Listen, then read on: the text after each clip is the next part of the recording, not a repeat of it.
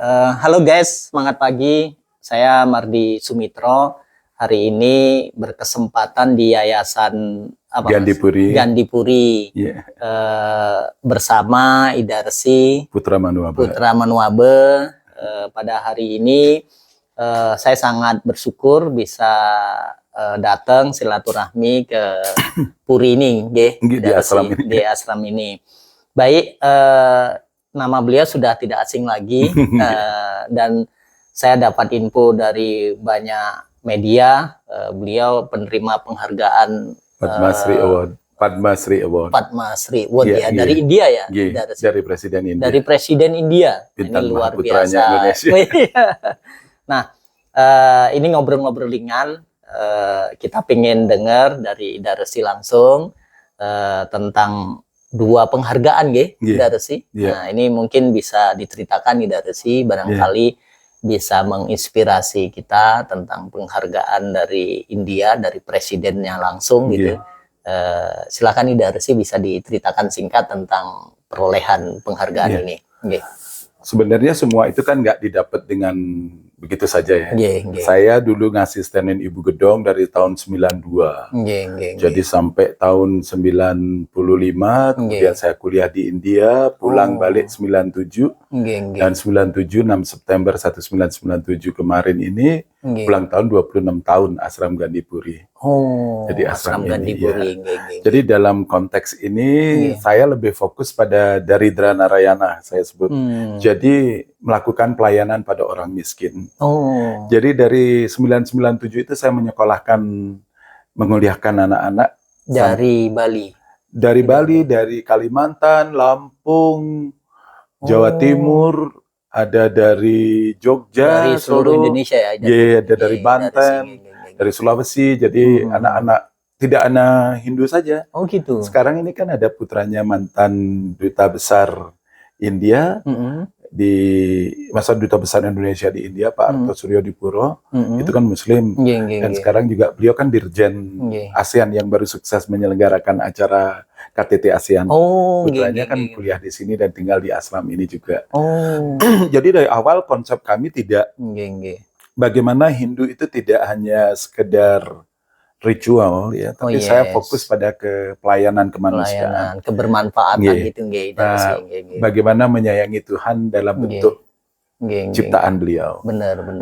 Yang kaya mensubsidi yang miskin, yang miskin disubsidi, tapi tentu prinsipnya sama, disiplin. Nah, sekarang itu sudah hampir 200 alumni kami, dokter, arsitek, civil engineering, ekonomi, bahkan posisinya bagus-bagus ya. 100 orang itu yang alumni itu sukses lah di bank. Berarti semua bidang studi. Bidang studi, Pak. Termasuk yang sekarang baru selesai, yang anak putri Muslim itu baru selesai di kedokteran, S2, dan diambil di Muhammadiyah di Malang, ambil ekonomi juga, S2-nya. Jadi dari konteks Gandhi itu menekankan sekali peranan bagaimana menjaga pelayanan pada si miskin itu memanusiakan manusia.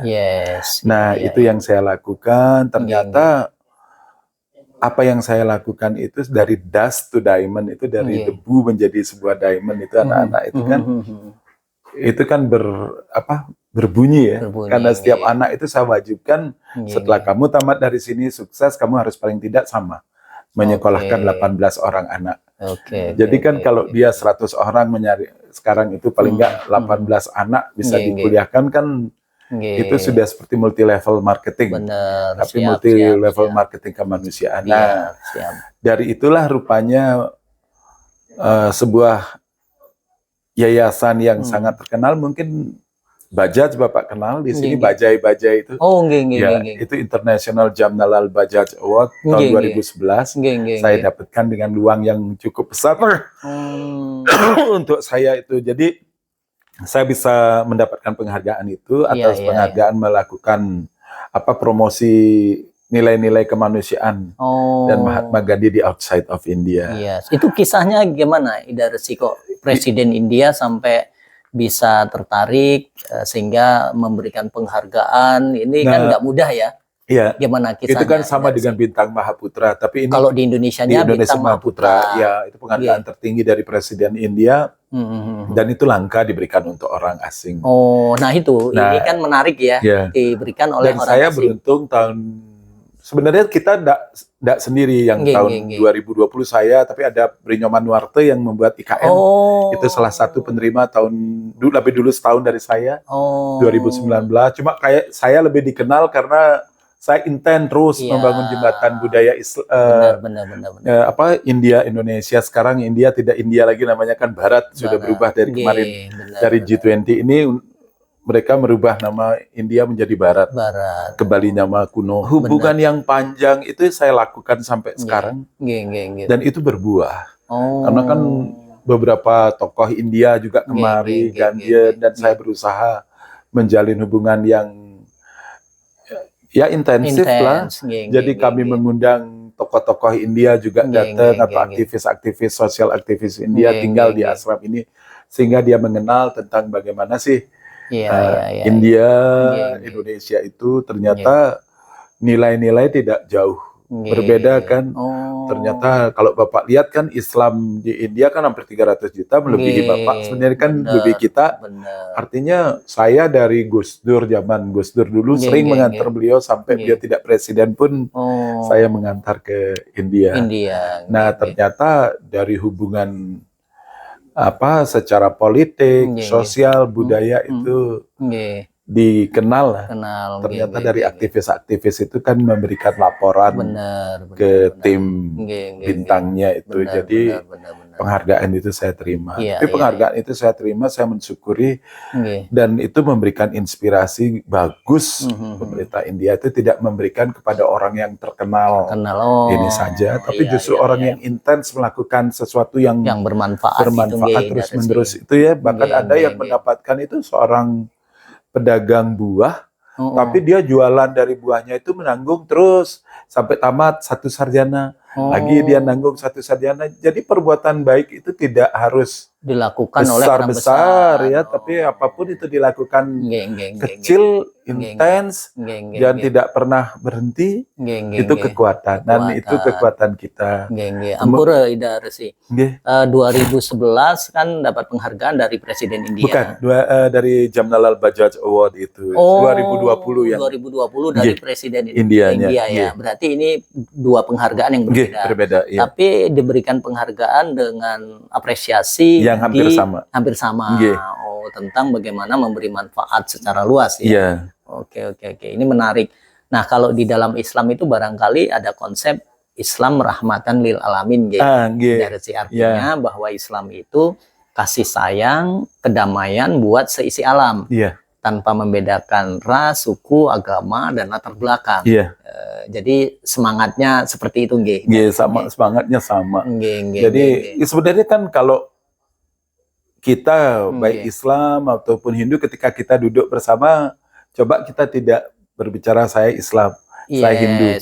Itu kan kita ini tidak pernah ada pemisah sebenarnya. Ketika itu pemisah, ketika cara kita menghadap beliau lah yang melakukan pemisahan. Tapi kalau secara spirit kita tidak memberi pernah manfaat itu memberi tidak ada manfaat. perbedaan. Dan artinya ketika kita pun melakukan sesuatu, mengapresiasi orang, itu kan juga harus ada nilai-nilai yang harus kita siapkan. Ya, artinya memang dalam hal ini kan hanya 2 hal saja yang perlu kita jaga, Darsi. Pertama adalah konsep ketuhanan yang tadi Darsi sampaikan. Kedua, konsep ibadah kan gitu. Di luar dari itu kan leluasa kan gitu. Leluasa. Dan ketika kita berbicara soal ketuhanan kan hampir sama. Iya, benar. Seperti kami juga Ekam Satwiprah Wahudawa, dan di Tuhan itu satu, tapi yang menyebut dengan nama berbeda. Kebetulan teman Muslim cuma menyebutnya satu, sepakat menyebut nama satu kan Allah. Tapi secara spirit kan satu, yang Esa itu. Benar. Artinya ketika kita bisa memberi manfaat, maka ini konsepnya tidak boleh membedakan apapun yang Idarsi tadi sampaikan ya. Mau Muslim, mau Nasrani, mau apapun gitu ya. Semangatnya memberi manfaat. Bahkan sekecil apapun Ge. Iya, sama dengan Bapak katakan jihad, ada jihad akbar, jihad yang kecil yang kecil itu artinya jihad ke dalam, jihad yang akbar. Kami juga begitu melakukan ibadah yang secara spirit kami lakukan di pribadi. Itu soal hubungan transendental antar kami. Tapi ibadah yang lain itu bagaimana kita melakukan karma yoga itu, bagaimana melakukan pelayanan sama seperti Bapak zakat, ya kan ada muncul itu kan itu pelayanan ibadah yang dalam bentuk memberikan apresiasi terhadap ciptaan Tuhan itu sendiri. Matur suksema, sami-sami, semua bisa ngobrol atas sami-sami. Mudah-mudahan menginspirasi, memberi manfaat untuk kita semuanya. Nanti lebih banyak kita kumpul bareng lagi. Suksema dari sini. Guys, terima kasih. Selamat sore, semangat pagi. Mardi Simutro. Semangat pagi.